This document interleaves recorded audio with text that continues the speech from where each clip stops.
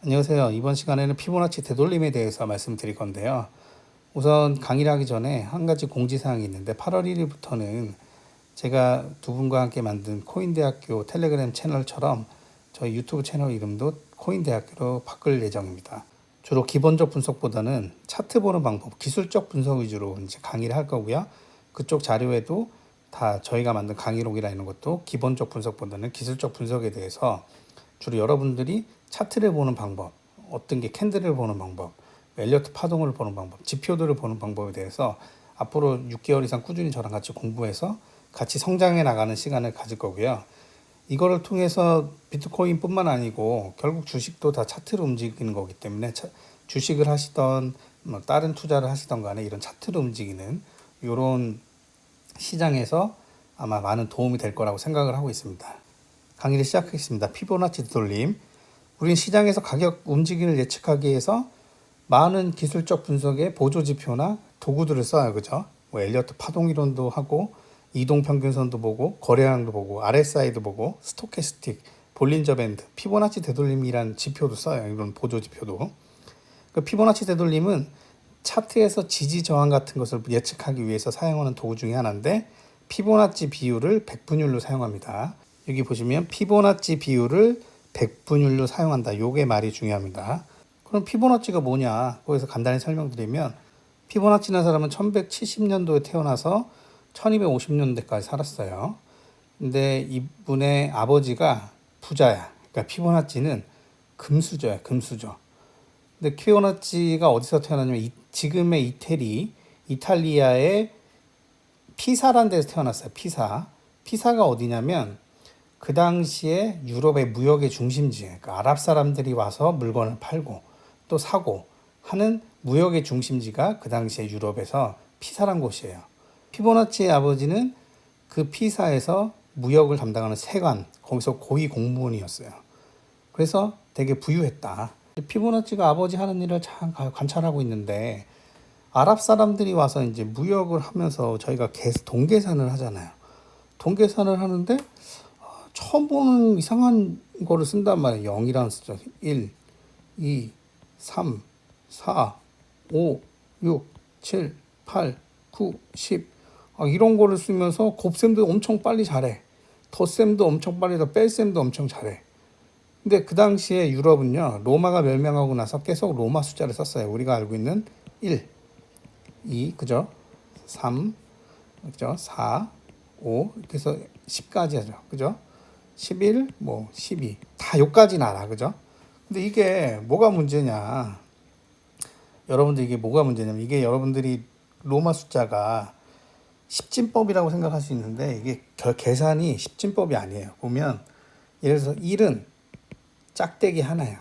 그 다음에 5는 요 표시, 10은 요 표시, 50은 L, 그 다음에 100은 C, 500은 D, 1000은 M 이렇게 썼어요. 이게 그러면 어떻게 되냐?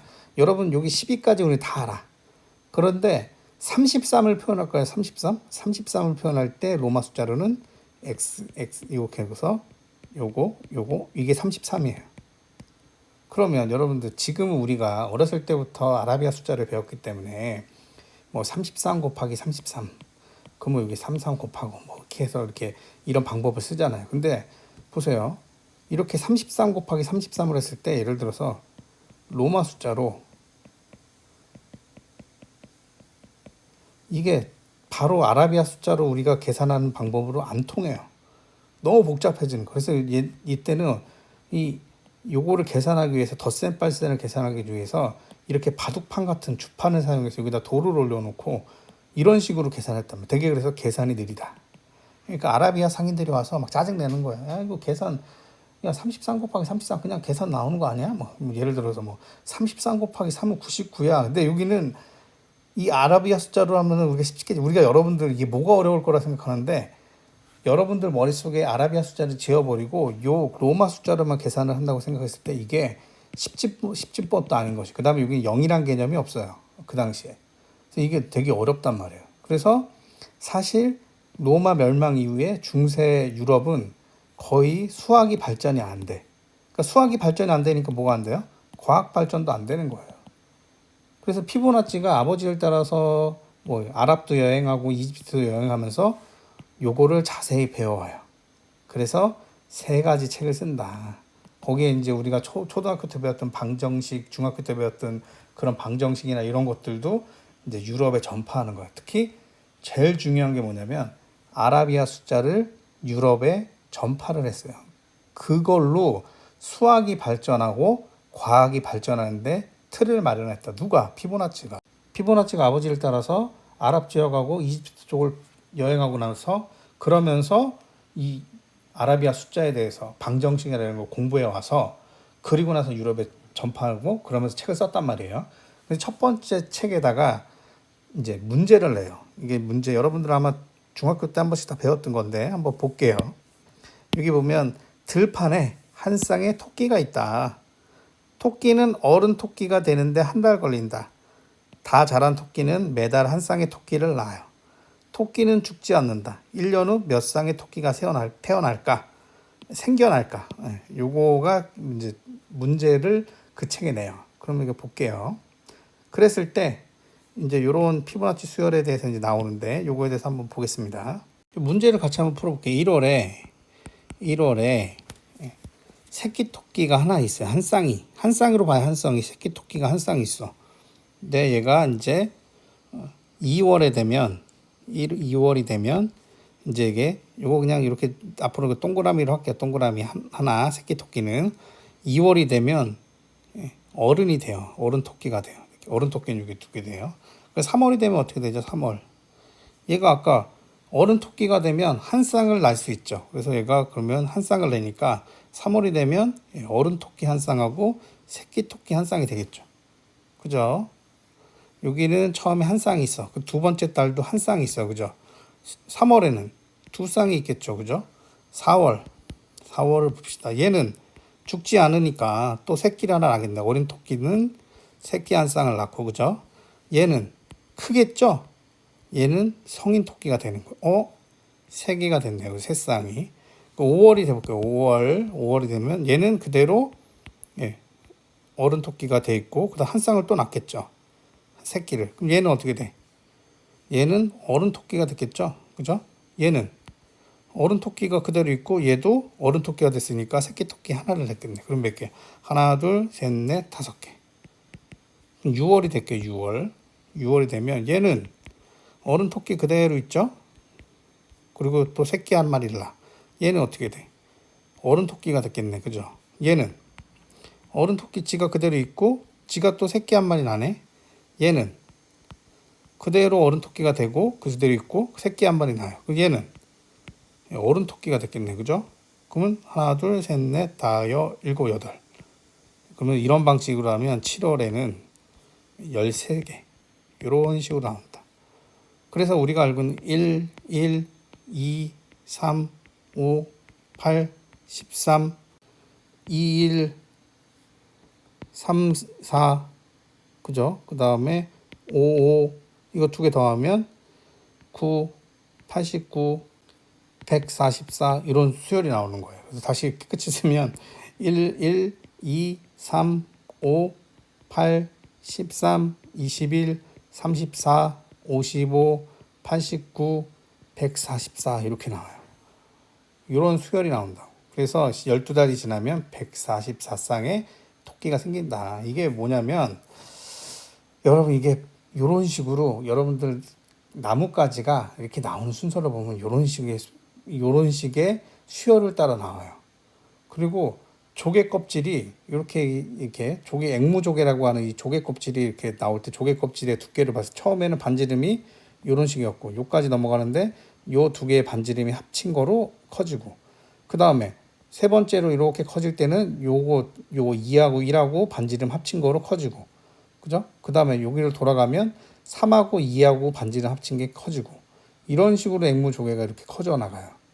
그럼 이 수열로 따라간다. 자연에 꽃잎이 나오는 거, 해바라기 씨가 자라는 거, 앵무조개가 이렇게 껍질이 자라는 거 보면 피보나치 수열을 이루면서 자란다. 근데 피보나치 수열이 엄청 자연에 많이 배분돼 있는 거예요. 자연의 법칙으로 이렇게 나오는 거죠. 근데 이렇게 보면 그럼 이 수열하고 뭔데, 뭐가 차이가 있는데, 우리가 이 파동을 보는데 뭐가 수열의 관계가 있냐. 근데 이거 보세요. 요 144, 89의 관계를 볼게요. 89를 144로 나누면 0.618이 나옵니다. 그 다음에 바로 그 전에 있는 숫자, 두 칸 차이 나는 숫자, 55를 144로 나오면 0.382가 나와요. 그 다음에 뭐 이런 식으로 하면 이런 우리가 쓰고 있는 피보나치 비율들이 나온다.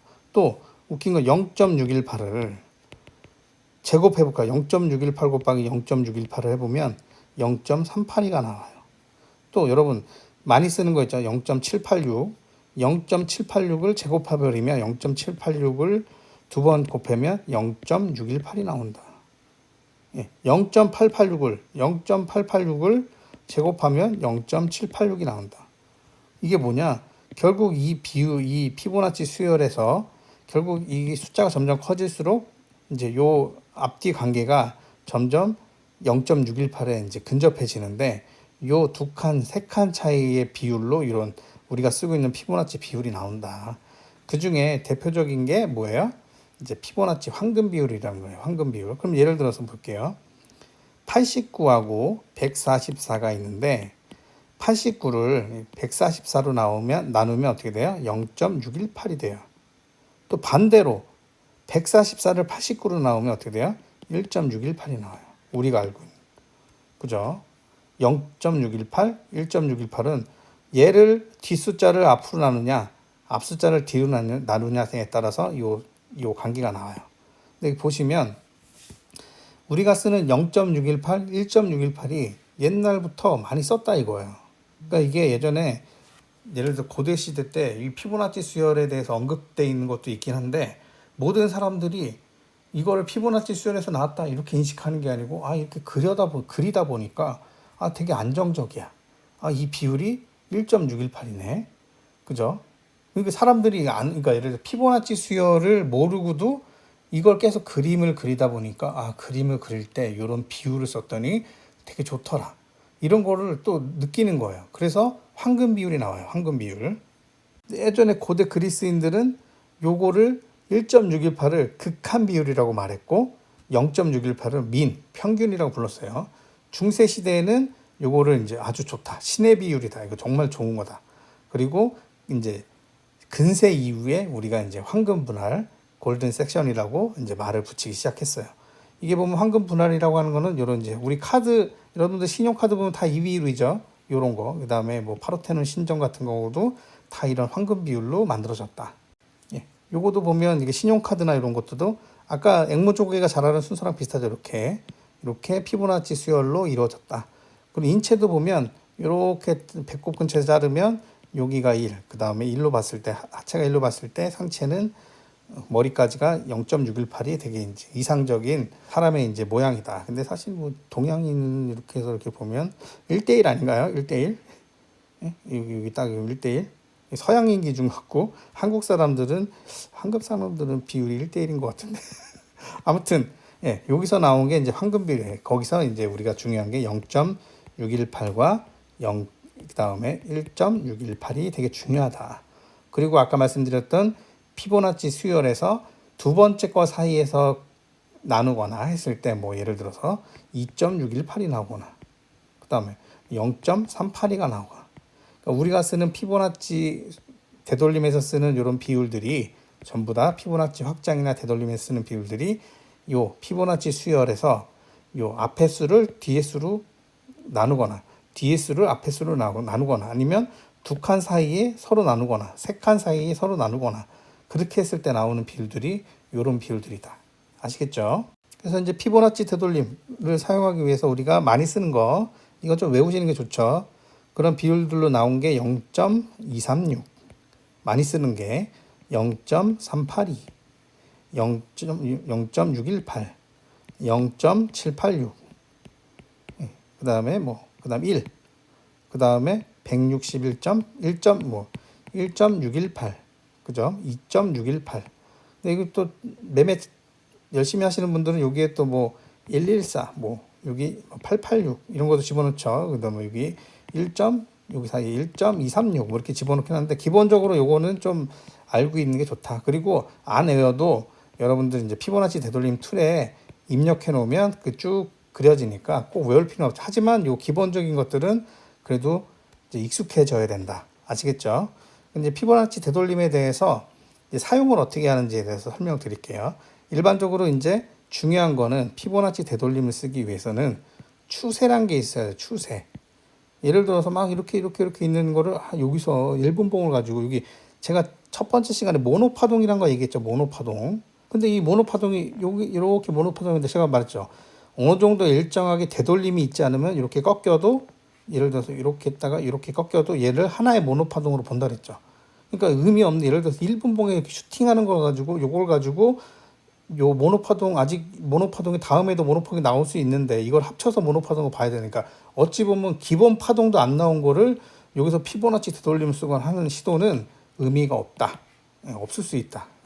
중요한 거는 어떤 추세가 명확히 그래. 그러니까 여러분들 너무 이 피보나치 되돌림을 쓸 때 물론 도움이 될 경우도 있는데 너무 1분봉 30초 1분봉 가지고 이 피보나치 되돌림을 쓰는 게 아니고 어느 정도의 추세가 보일 때 예를 들어 최소 5분봉이나 10분봉 이렇게 15분봉 이런 게 있어서 어느 정도 추세가 확실히 그려졌을 때 이거 가지고 피보나치 되돌림을 쓰는 거예요. 제일 중요한 건 추세가 보여야 된다. 피보나치 되돌림을 쓸 때는 피보나치 되돌림을 쓸 때 첫 번째 상승 추세인 거. 예를 들어서 상승 추세 여기서 보면 여기 바닥에서 요 색깔을 바꿀까요? 여기 바닥에서 그죠? 상승을 쭉 했죠. 상승 추세가 나왔죠.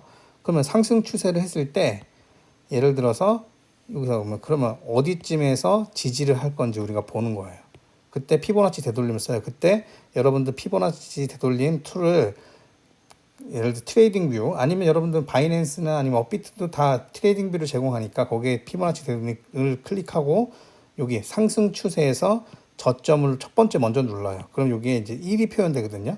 그리고 고점 여러분들이 이제 의미 있는 고점에다가 다시 한번 클릭을 해요. 여기가 0이 나와요. 그랬을 때 이런 쭉 선이 나온다. 이렇게 해서 어디쯤에서 되돌림이 일어난다. 어디쯤에서 지지 역할을 하는지 보는 게 피보나치 되돌림이에요. 되돌림. 근데 이거 피보나치 되돌림은 하락 추세에서 그러면 이렇게 하락 추세가 분명히 나왔어요. 그러면 여기서 최고점에서 여러분들이 보는 의미 있는 파동에서 얼마나만큼 되돌림이 있을까? 그러면 예를 들어서 하락 추세에서는 조정이 상승이죠. 그럼 어디쯤에서 저항을 맞을 건가를 예측하는 도구로 쓰는 거예요. 근데 이제 보통 많이 하는 게 이제 0.236 그죠? 382 그죠? 그다음에 618 그러면 예를 들어서 236에서 맞았다 떨어지면 이 하락 파동에서 조정이 있었는데 23.6% 되돌렸다가 여기서 저항을 맞고 떨어진다. 이렇게 보시면 되겠죠. 그림은 이제 하락 파동을 보는 거죠. 그러면 여러분들 피보나치 되돌림 툴을 클릭해서 의미 있는 고점, 그러니까 하락 파동의 시작점에 먼저 클릭을 하고 여러분들이 기준을 보고 있는 저점에다가 클릭을 하면 이렇게 1, 그 다음에 저점이 0이 나와요. 그랬을 때 쭉 요 선이 나오는데 지금 보면 하락 파동에 그죠? 처음에 어디 236 근처에서 한번 저항을 맞고 그죠? 두 번 맞고 그 다음에 반등을 더 했다가 0.382 정도 맞고 다시 이렇게 떨어졌죠. 근데 요거 꼭 236에 맞는다, 382에 맞는다 뭐 그런 것들은 나중에 다음 강좌에서 추가로 이것뿐만 아니고 같이 봐야 되는 지표들에 대해서 설명을 해드리겠습니다. 피보나치 되돌림을 직접 쓰는 방법에 대해서 설명드릴게요. 우선 트레이딩 뷰, 바이낸스나 뭐 다른 업비트에서 다 이렇게 지원하죠. 트레이딩 뷰가 그때 예를 들어서 중요한 건 뭐냐면 일반적으로 피보나치를 사용하는 방법은 어떤 추세가 있어야 돼요. 상승 추세든 하락 추세든 어제 낮부터 슬슬 상승하던 파동이 어제 FOMC 빔을 통해서 쫙 올랐죠. 지금 임펄스 파동을 그리고 있는데 지금 보면 1파동이 리딩 임펄스가 나온 것 같아요. 그랬을 때 예를 들어서 이 파동에 우리 예측을 할 때 피보나치 되돌림을 쓰는 거예요. 그러니까 상승 추세에서 첫 파동이 나왔는데 이 파동은 어디쯤에서 조정을 받을까 그걸 예측하기 위해서 우리가 이제 지지 라인을 보는 거죠. 피보나치 되돌림은 보통 트레이딩 뷰에서 어떻게 하냐면 여기 보시면 왼쪽에 요걸 클릭해서 피보나치 되돌림을 쓰면 돼요. 영어로 되어 있으면 피보나치 리트레이스먼트라고 하는 거를 클릭하면 되고 똑같아요. 그때 원칙은 이 상승 파동에서 되돌림을 보기 위해서는 아래다가 먼저 마우스 클릭을 하고 지금 이게 아이패드라서 조금 보이는 게 다를 수도 있는데 그리고 이 상승의 꼭지점, 첫 번째 파동의 꼭지점이라고 예상되는 부분에다가 클릭을 하는 거예요. 그랬을 때 여기 좀 자세히 확대해서 볼까요? 그러면 1파동에 대한 되돌림이 어느 정도까지 있을까? 보통 1파동은 382 되돌림을 많이 하고 618 되돌림 많이 한다고 돼 있죠. 근데 지금 보시면 요 38.2%, 그러니까 전체 길이를 1로 봤을 때 약 38.2%를 되돌리고 반등을 하기 시작했죠. 이게 이제 피보나치 되돌림에 쓰는 방법입니다. 일주일 전을 보면 상승했던 파동이 끝점을 찍고 이제 하락하기 시작했거든요. 그러면 우리가 하락에 대한 피보나치 되돌림을 볼 때는 그러면 기준점이 제일 꼭지가 되겠죠. 예를 들어서 어떤, 제가 분명히 말씀드렸지만 어떤 추세가 있어야 돼요. 추세를 보고 그거에 대한 되돌림을 보는 거예요. 그래서 기본적으로 요 고점과 이번에 하락 파동을 보는 거니까 고점과 저점을 연결해서 얼마나 많이 되돌림이 오는지 보는 거예요. 그때는 이제 하락 파동을 볼 때는 시작점이 제일 고점이 되겠죠. 아까 상승 파동을 볼 때는 시작점이 저점이 되는 거고요. 그러면 피보나치 되돌림을 봤을 때 여기 꼭지에 놓고, 그죠? 마우스 클릭을 하고, 그죠? 여기 저점을 여기다가 저점을 놓고 마우스 클릭을 하는 거예요. 그죠? 그랬을 때 지금 이 파동 같은 경우는 요 되돌림을, 예를 들어서 되돌림이라는 게 결국 지지 역할을 하는 거잖아요. 근데 하락 파동에서는 그 되돌림이라는 게 저항 역할을 하는 거 바뀌겠죠. 그죠? 그래서 첫 번째 0.5 부분에서 되돌림을 했을 때 0.5 부분에서 저항 역할을 했고, 그다음에 0.7 부분에서 저항 역할을 했죠. 그래서 이 피보나치 되돌림을 통해서 우리가 저항이 어디쯤에서 발견될 수 있을까, 그걸 예측하는데 도움을 주는 툴이 피보나치 되돌림 툴입니다. 이번 시간은 여기까지 하겠고요. 다음 시간에는 피보나치 되돌림을 좀 더 고급지게 사용하는 방법에 대해서 말씀드리도록 하겠습니다. 감사합니다.